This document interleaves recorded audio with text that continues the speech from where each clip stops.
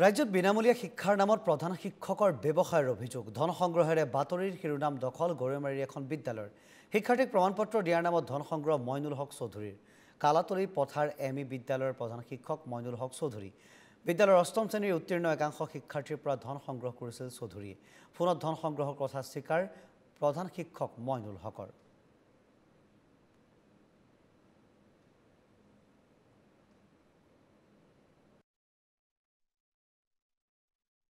পাছ কৰিলো চাৰ্টিফিকেটৰ বাবে 100 টকা কৰি লৈছে মইনাল চাপ হকে আৰু প্ৰধান শিক্ষক হয় কি বিচাৰিছে চাৰ্টিফিকেটৰ বাবদে পাছ কৰাৰ কাৰণে চাৰ্টিফিকেট ল'ব স্কুলৰ পৰা চাৰ্টিফিকেট ল'বলৈ আহিছিলো ছাৰে